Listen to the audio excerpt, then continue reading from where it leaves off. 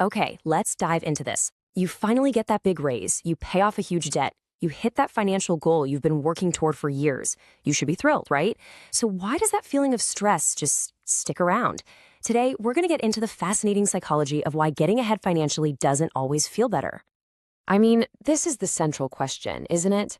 We're all basically taught that more money is the direct fix for financial anxiety. But if that's really true, why do so many people who are objectively doing great still feel so completely on edge about their finances? And this, right here, is the core of the problem. You look at the numbers, you look at your job title, your home, and by every single external measure, you've made real progress. But inside your own head, that sense of security you were chasing still feels just out of reach. It's this incredibly frustrating gap between your reality and how you actually feel. Well, that gap has a name. It's called the progress paradox. It's this weird, counterintuitive thing where our lives get better, but that relief we were so sure we'd feel just doesn't show up. So, what in the world is going on inside our brains? Here's the thing, we all expect progress to equal peace of mind. It just seems logical. But our financial stress, it's not a simple math problem. Our brains are fundamentally wired for survival, which means they're constantly scanning the horizon for what could go wrong, not just sitting back and enjoying what's going right. And one of the biggest psychological reasons for this is something I like to call moving goalposts. It feels like as soon as we reach a goal we set for ourselves, our brain just quietly moves the goalposts further down the field. In psychology, the technical term for this is our reference point. It's the internal standard we use to judge how we're doing. And here's the tricky part. This reference point is not fixed. As your income or your savings grow, that baseline just silently shifts upward, usually without you even realizing it happened. And you can see this play out so clearly in real life. You know, that $50,000 salary that once seemed like the absolute dream of security. Well, now you're making 75 and it just feels, okay, normal. The huge weight of that student loan is finally gone, yes, but now the mortgage has taken its place as the real thing to worry about. The stress didn't actually go away, it just moved into a bigger house.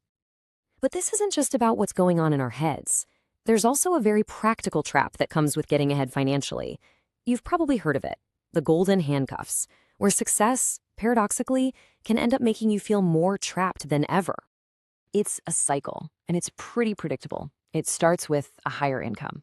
That leads to step two, new, bigger commitments. Maybe a nicer house, a new car loan, just generally higher lifestyle standards.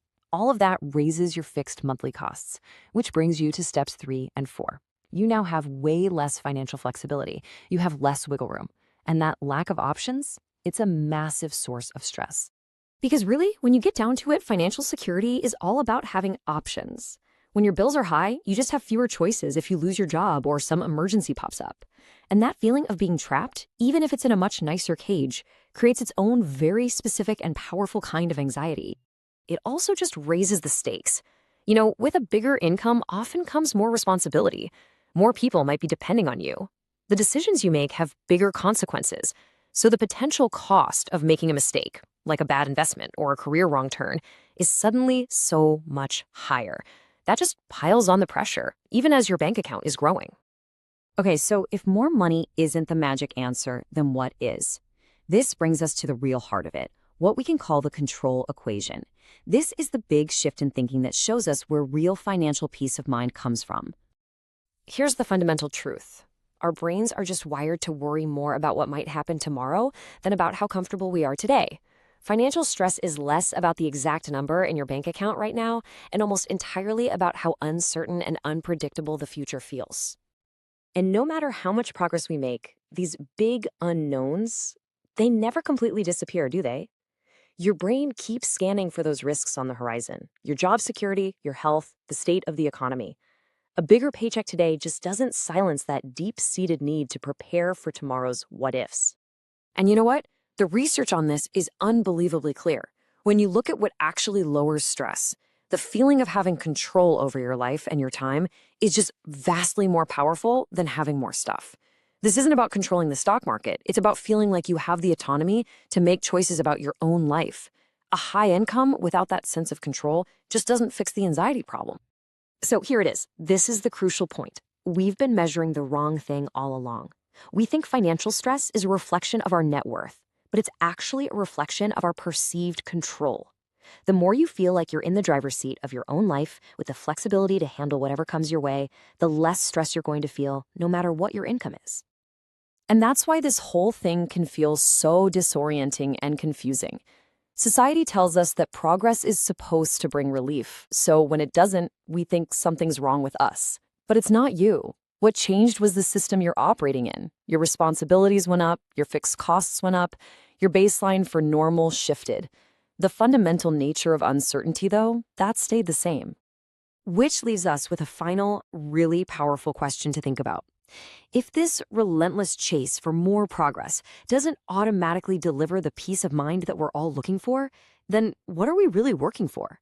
Maybe the true goal isn't just a bigger number in an account, but a greater sense of control over our own lives. All sources and references for this video are listed in the description below. This video is for educational purposes only and does not constitute financial advice. Please consult a licensed professional for your specific situation.